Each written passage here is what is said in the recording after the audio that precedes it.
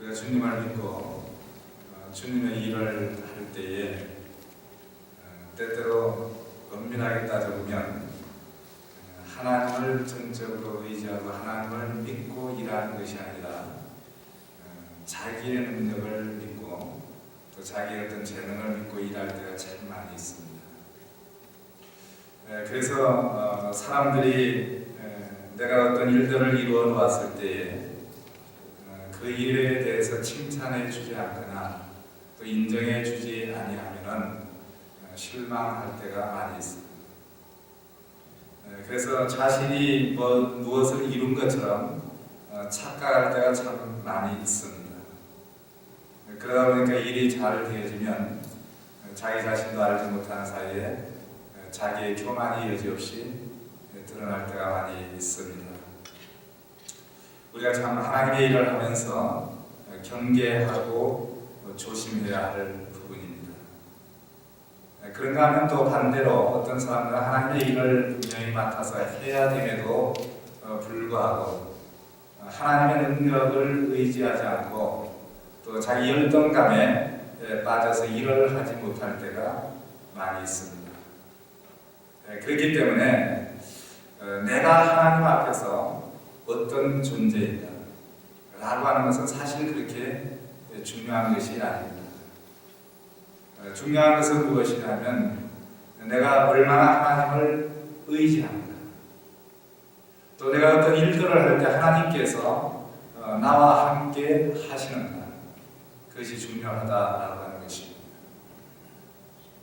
아침 일부 예배 끝났는데 커피 마시면서 갑자기 그 생각이 들더라고요. 그래서 오늘 이 말씀 꼭 해야 되겠다. 송 목사는 한국 나가기 전에 설교를 시작하면서 동물 시리즈 2탄입니다. 그래서 제가 여우에 대한 설교를 했더니 그 다음에 까마귀 설교를 했는데 갑자기 그 생각이 드는 거예요. 여러분, 우리나라에 전통적으로 까마귀는 불길한 징조다. 그래서 까마귀가 울면 불길을 예측하죠. 또 반대로 까치가 울면 기쁜 소식을 전한다. 이렇게 생각을 하고 있습니다. 근데 아까 커피를 마시는데 혼자 그 생각이 드는 거예요. 하나님께서는 까마귀와 같은 존재도 사용하시니까 엘리야를 먹여 살리셨다. 그렇잖아요. 그래서 오늘 우리 한 사람 한 사람을 보면은 어쩌면 까마귀와 같은 그런 존재일 수도 있다. 참 세상에서 허물 많고 죄 많고 아무런 소망이 없는 그런 사람인데 하나님께서 자비와 긍휼을 베푸시고 풀어주시니까 하나님의 도구로 사용되어지더라, 그 말입니다. 디모데전서 1장 15절 16절 말씀에 보면 사도 바울이 예수 그리스도를 영접하고 하나님의 사랑을 크게 깨달았지 않았습니까? 그리고 나서 많은 일들을 했는데 거기에서 그런 고백을 합니다. 사랑하는 믿음의 아들 디모데에게 내가 죄인 중에 괴수로다. 죄인 중에 괴수와 같은 나를 하나님께서 사랑하시고 부르시고 거기서 끝난 것이 아니라 함께 하시니까 하나님의 일들을 이렇게 이루는 자로 일할 수 있음을 거기에서 고백합니다. 그래서 나와 같은 죄인 중에 괴수와 같은 나에게 사도의 직분을 맡기셔서 복음을 전하는 자로 세워주셨으니 이 모든 것이 전적으로 하나님의 은혜다라고 합니다. 마태복음 3장 9절 말씀에 보면은 예수님께서 말씀하십니다. 돌들로도 아브라함의 자손이 되게 하시다.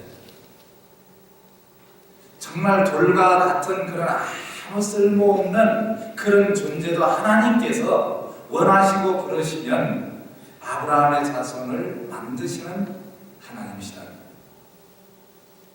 또 세상에 교만한 자를 낮추시되 때로는 자기 의와 자기 교만에 사로잡힌 자를 티끌과 같은 그런 존재로 낮추십니다. 반대로 티끌과 같은 그런 존재라 하다가 하나님께서 한번 원하시면 하나님의 귀한 사명자로 세워주신다는 말씀이죠.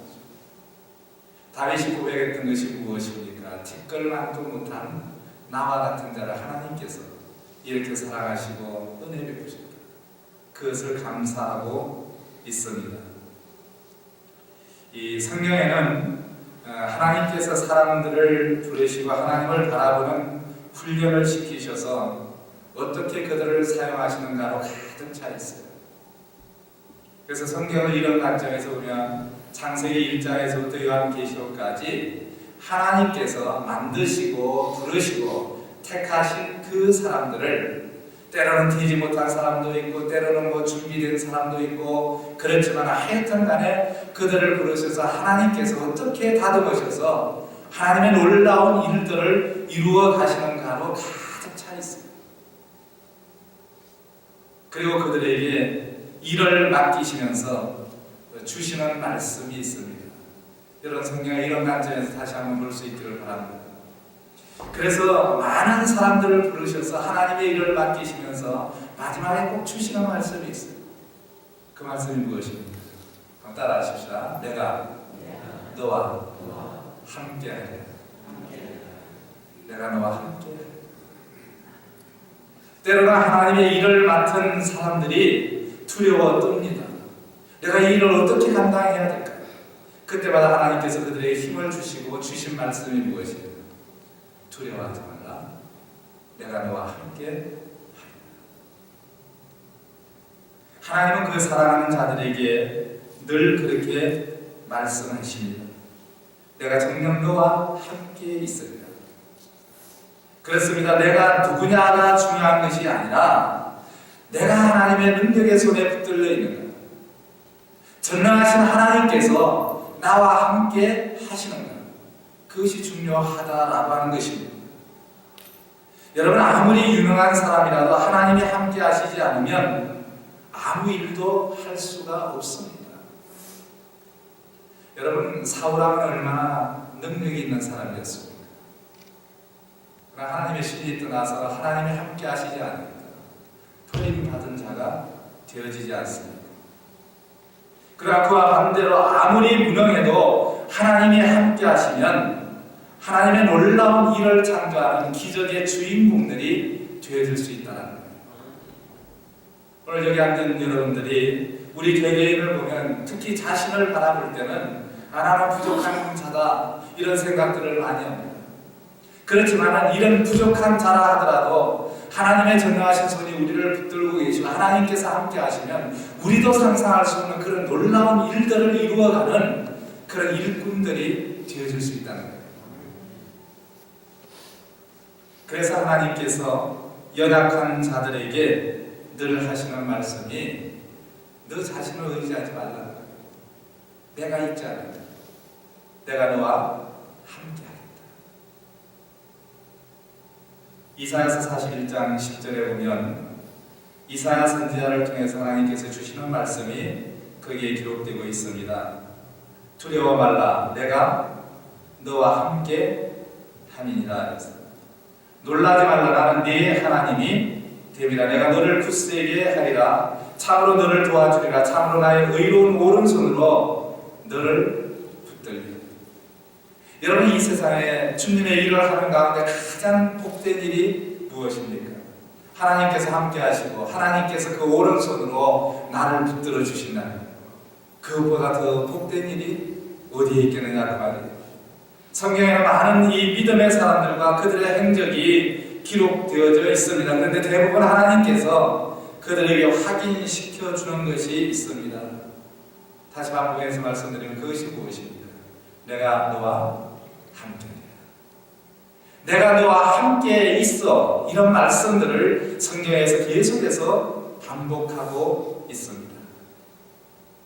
여러분 창세기 26장 23절 24절에 보면 26장 1절에서부터 그 배경이 나오는데 가나안 땅에 하나의 큰 기근이 들었습니다. 그래서 이삭이 아버지 아브라함이 그랬듯이 가나안 땅을 떠나서 애굽으로 양식을 찾아서 내려가는 길에 어느 지역을 지나게 되어지냐면 그랄이라고 하는 지역을 지나게 되죠. 그런데 이 그랄 지역에는 블레셋 사람들이 많이 살고 있습니다.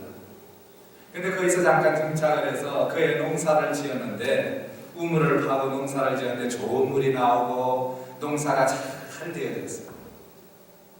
하나님께서 함께 하셔서 그의 농사를 지었는데 100배의 수확을 얻었습니다. 그랬더니 블레셋 사람들이 시기 질투를 합니다.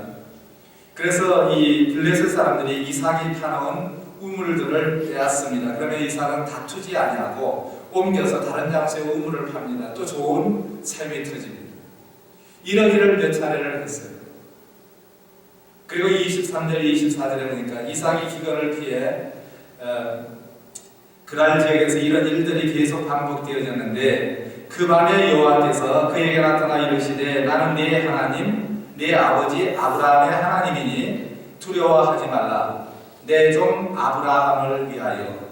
그리고 다음 말씀 내가 너와 함께 있어 네게 복을 주어 네 자손이 번성하게 하리라 하신지라. 거기에 빼놓지 않고 하시는 말씀이 무엇이냐면 내가 너와 함께 있어.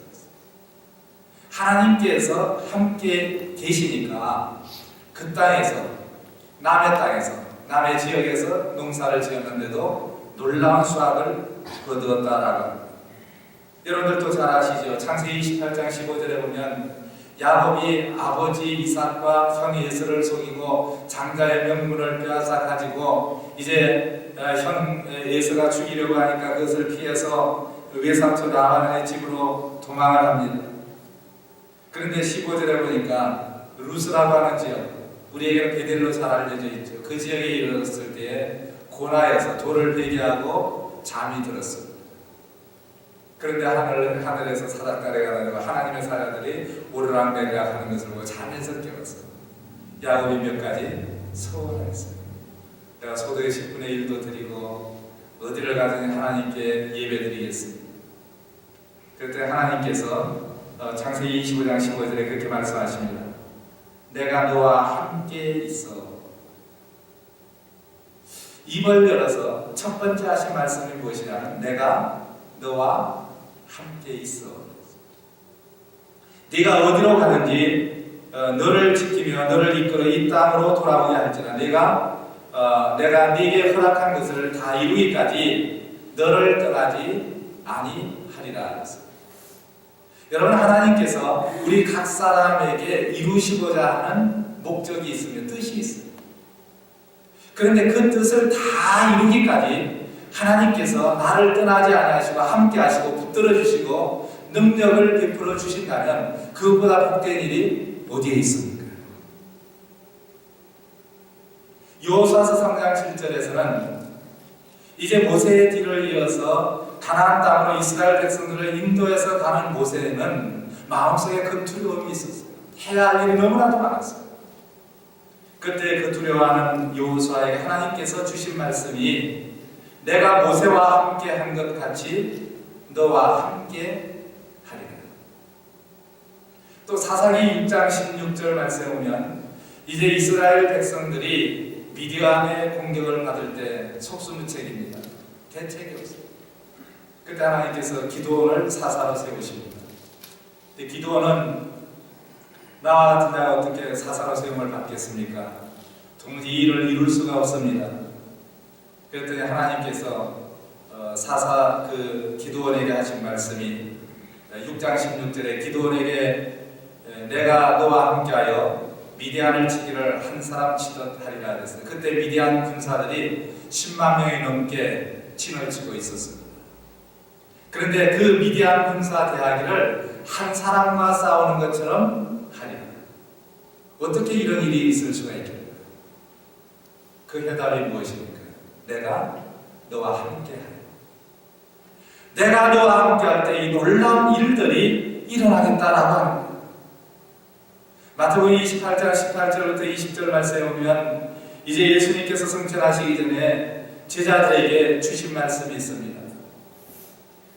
온 세상 모든 족속에 가서 그들에게 제자를 삼고 세례를 주고 그랬어요. 그러면서 하신 말씀이 무엇입니까? 내가 세상 끝날까지 항상 너희와 함께 있으리라. 여러분 창세기 1장에서부터 요한계시록까지 이런 관점에서 하나님께서 택한 사람과 함께 계신 그 말씀을 볼 때 그 말씀이 전체로 연결이 되어져 있습니다. 얼마나 놀라운 말씀이에요. 성경에 나오는 이렇게 수많은 사람과 함께 하셔서 놀라운 역사를 이루신 그 하나님, 우리는 그 믿음의 사람들과 함께 하시는 하나님을 구경하는 자들이야만 하겠는가 그 말이에요. 중요한 것은 그것입니다. 이 성경에 기록된 믿음의 사람과 함께 하신 그 하나님은 지금도 살아계신 동일하신 하나님이십니다. 그 하나님께서 오늘 우리와 함께 하시고 하나님의 놀라운 일들을 이루어 가시기를 계획하시고 기대하시고 때가 될 때 이루어 가시는 하나님이십니다. 오늘 본문으로 다시 한번 돌아옵니다. 우리가 잘 아는 말씀이니까 제가 내용은 설명하지 않겠습니다. 이 말씀을 통해서 우리에게 주시는 하나님의 음성을 함께 듣기를 원합니다. 자, 하나님의 부름을 받는 장면이 출애굽기 3장에서부터 기록되어지죠. 시내산 떨기나무 불꽃 가운데서 하나님께서 모세에게 찾아오셨어요. 근데 이제 모세와 하나님이 계속 대화하는 장면이 나오고 오늘 4장 1절에서부터 7절까지에서는 하나님께서 모세가 하도 나는 할 수 없습니다. 그럴 때 하나님께서 이제 사명을 확인시켜 주시는 그 내용. 모세야, 네 손에 든 것이 무엇이냐? 네 손에 든 것이 무엇이냐? 저는 이 말씀을 보면서 그런 생각을 했습니다. 우리가 하나님의 일들을 하는데 지금 모세가 부름을 받을 때 장면처럼 열악한 상황에 빠져있는 성도들이 드물 것이다, 이런 생각을 했어요. 왜 그런가 하니 지금 하나님의 부름을 받고 말씀을 들을 때 모세의 나이가 몇 살입니까? 80세예요. 나이가 많습니다. 모세가 시편 91편에서 그런 그 시를 쓰지 않습니까? 인생의 연수가 70이요 강건하면 80이라도 그랬어요. 그거 보니까 모세가 기도한 내용 가운데 인생의 연수가 70이다 그러는데 자기는 80이거든. 그러니까 모든 기력이 생활되어질 그만한 나이였어요. 자, 건강으로도 뭐 젊은 사람들처럼 그렇지 못하지. 그 다음에 모세가 지금 40년 동안 무엇 하면서 생활했습니까? 양떼들을 치는 목자로서의 삶을 살았습니다. 그리고 누구 집에 더부살이 했습니까? 처갓집에 더부살이 했습니다. 자, 지금 여러분들 가운데 나이가 80이 되시고 40년 동안 목자 생활하고 80이 되도록 자기 집이 없이 처갓집에서 처가살이 하는 분이 있으면 손 들어보세요. 아무도 없잖아요. 그리고 지금 모세가 가지고 있는 재산이라고 하는 것은 아무것도 없어요. 열심히 일해서 처갓집 보태주었어요. 그리고 80년 된 노인에게 지금 손에 들려있는 것은 무엇입니까? 40년 동안 사용했던 양떼들을 지켰던 그 지팡이 하나 들려있습니다. 여러분, 왜 노인들이 허리도 구부러지고 머리도 백발되고 지팡이 의지하고 있으면 왜 그렇게 초라해 보입니까? 지금 모세가 나이 80에 손에 들려있는 건 지팡이 하나밖에 없어요. 그런데 하나님께서 그에게 말씀하시면 네 손에 있는 것이 무엇이냐? 그랬더니 모세가 2절에서 지팡이이다. 지팡이 하나 들려있습니다. 그런데 이 지팡이가 하나님의 능력이 이제 나타날 때에 하나님께서 모세와 함께 하실 때에 이 지팡이를 통해서 어떤 일들을 이루시는가를 보자. 물론 오늘 본문에서는 모세가 하도 믿지 못하니까 지팡이를 던져라 그랬더니 지팡이가 뭐가 됩니까? 뱀이 되고 또 그 뱀을 다시 꼬리를 잡으니까 다시 지팡이가 되고 손을 집어넣으니까 또 문둥병 걸린 손이 되어지고 다시 넣으니까 깨끗하게 되고 이런 이적을 반복하면서 결국은 이 반복되는 이적들이 무엇을 가리키냐면 지금 내가 너와 함께 하지 않느냐. 그것을 확인시켜주는 장면이에요. 그런데 그 모세의 손에 들려있는 80된 노인의 손에 들려있는 그 마른 막대기와 같은 지팡이. 말씀을 준비하면서 보니까 그 터키에 그 궁전 박물관이 있는데, 한 박물관인데 지금도 그 박물관에는 성경에 나오는 인물들이 사용하던 그 물품들이 거기에 진열되어 있는 것들이 들어들어 있다. 근데 그 중에 하나가 모세의 지팡이다. 근데 그것이 진짜인지 아닌지는 모르겠어요. 너무 이 역사가 오래되었기 때문에. 또 다윗이 사용하던, 목동 때 사용하던 주머니 칼도 거기에 전시되어져 있다. 근데 하여튼 거기에 전시되어져 있는 그 지팡이인데, 그 지팡이가 무슨 뭐 좋은 나무로 된 것도 아니고 광야에서 흔히 구하기 쉬운 나무 꺾어서 만든 그 지팡이, 평범한 지팡이, 보잘것없는 지팡이 아닙니까? 그런데 이 지팡이를 하나님께서 사용하실 때에 애굽의 바로 왕 앞에 가서 10가지 재앙을 드러내는 그런 능력의 지팡이로 나타나지 않습니다. 홍해가 가로막혀 있을 때 모세가 그 지팡이로 홍해를 가리키니까 홍해가 갈라지는 놀라운 역사를 일으키는 그 지팡이가 되어지지 않습니까? 광야에서 물이 없어 죽게 되어졌다라고 아우성 칠 때에 이 지팡이로 반석을 칠 때에 거기에서 물이 터져 나옵니다. 아말렉과 싸울 때 모세가 기도합니다. 그런데 모세가 그 지팡이를 붙들고 기도를 해요. 출애굽기 17장 9절에 보니까 모세가 여호수아에게 이르되 우리를 위하여 사람을 택하여 나가서 아말렉과 싸우라. 내일 내가 하나님의 지팡이를 손에 잡고 산꼭대기에 서리라 그랬습니다. 여기서 우리 놀라운 사실 하나 발견하게 되어집니다.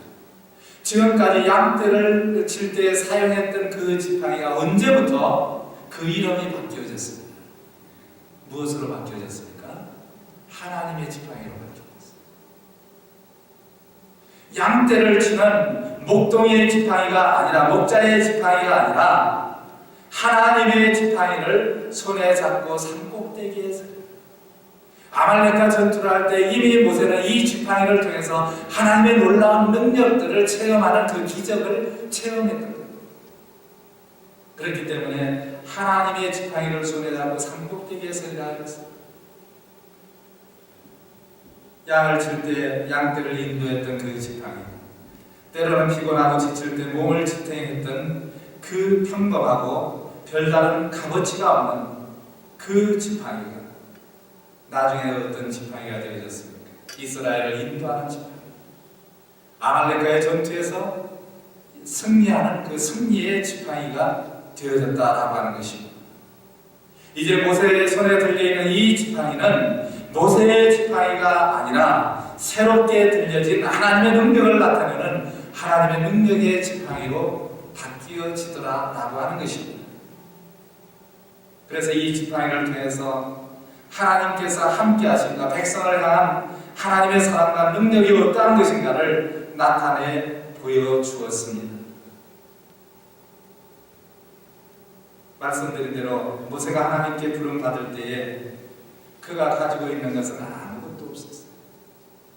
이 80된 육체와 오래 사용했던 손때 묻은 지팡이밖에 없었습니다. 하나님은 바로 그것을 사용하셔서 놀라운 이스라엘 민족 구원의 역사를 이루신 하나님이십니다. 문제는 그것입니다. 오늘 우리가 가지고 있는 것, 참 우리 모두는 다 어렵고 힘들고 가난하고 건강이 좋지 못하고 또 열악한 환경에 계신 그런 분들도 많이 있습니다. 중요한 것은 그것입니다. 내가 하나님의 손에 들려있는 것. 또 한 가지는 하나님이 지금 나와 함께 하십니다. 사사기 16장에 가면 삼손이라고 하는 유명한 사사가 나옵니다. 근데 그 삼손이 블레셋 사람들이 쳐들어왔을 때, 제가 그 성경을 청년 때 처음 보면서 그런 느낌을 가졌습니다. 야, 얼마나 급했으면 칼도 아니고 나귀 특별을 주어가지고 전쟁에 나갔을 거예요. 아마 다급하니까 주변을 둘러보니까 아무것도 막대기도 없었던 것 같아요. 그래서 집는다고 집은 것이 뭘 집었습니까? 살은 다 썩어서 없어져 말라 비틀어진 나귀 턱뼈를 하나 집었어요.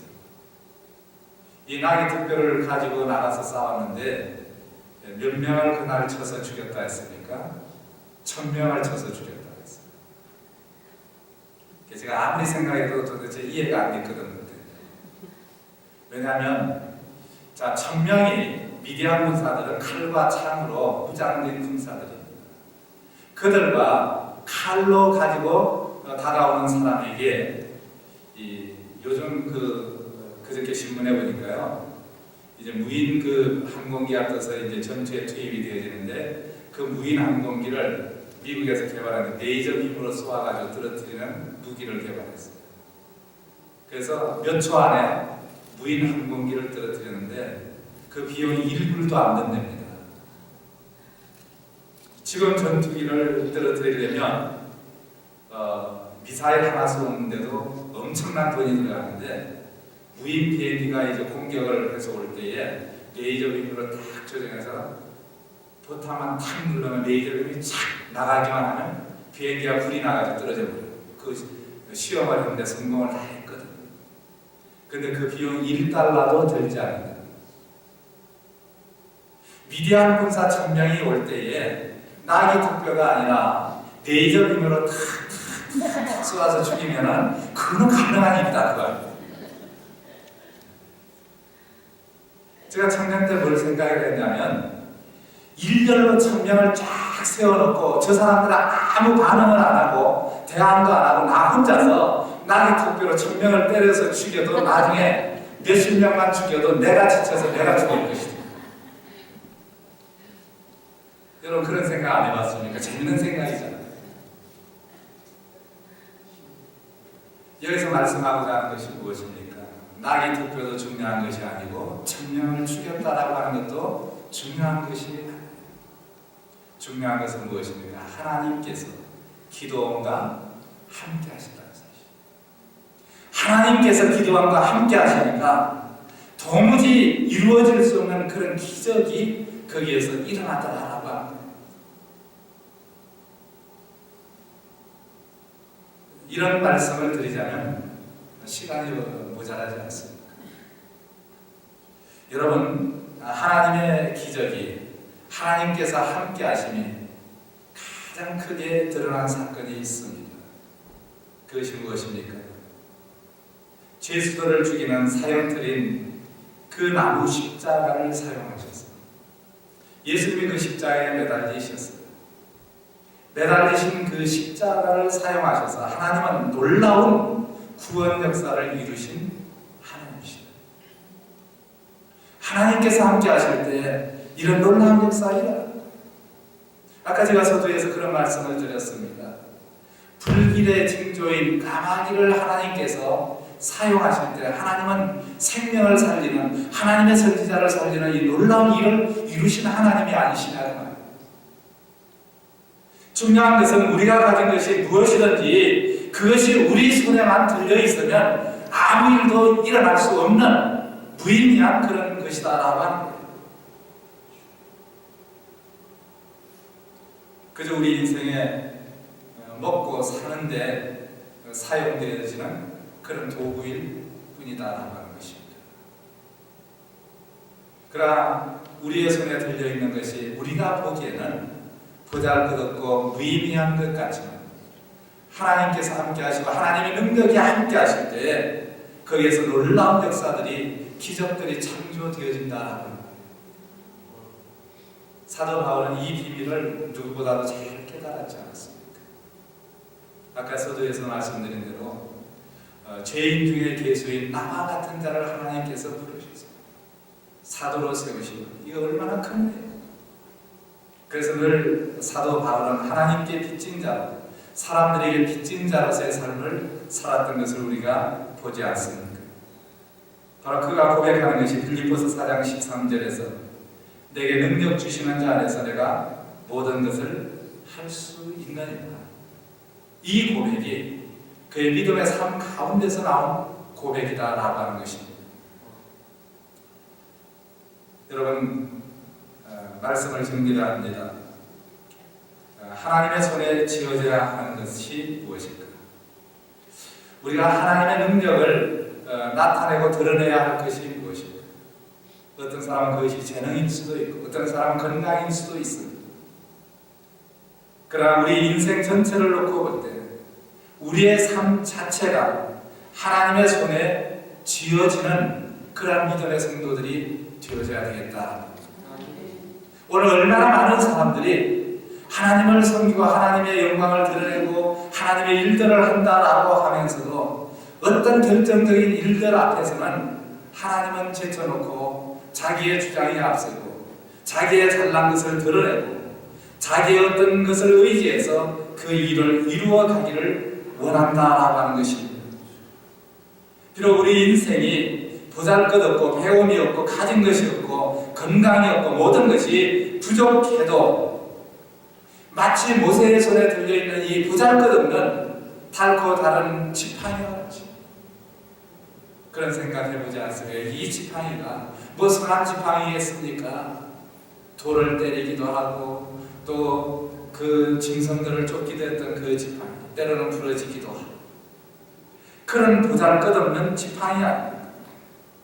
이 지팡이와 같이 형편없는 모습과 그 누구에게도 인정받지 못하는 그러한 모습이다 하더라도 하나님께 들려서 사용되어진다면 바로 모세의 지팡이와 같은 그런 존재, 모세와 같은 존재가 되어진다면 그 지팡이가 바뀌어서 하나님의 지팡이가 되어지고 하나님의 사람이 되어져서 하나님의 놀라운 역사를 이루어가는 것처럼 우리의 삶도 하나님의 일을 그렇게 이루어가는 놀라운 역사를 일으킬 수 있다라고 하는 거예요. 모세의 지팡이와 같은 우리 인생들, 우리 자신이 내 자신이 하나님의 지팡이가 되어져서 이 시대에 하나님의 놀라운 일들을 이루어가는 그런 믿음의 성도들이 되어질 수 있기를 바랍니다. 그래서 우리의 마지막 때에도 우리가 이 세상을 떠날 때 마지막 고백할 수 있는 것이 내게 능력 주시는 자 안에서 하나님께서 원하시는 모든 내 인생에 원하시는 모든 일들을 다 이루어드렸습니다. 이것이 우리의 아름다운 고백이 되어질 수 있기를 원합니다. 기도드리겠습니다.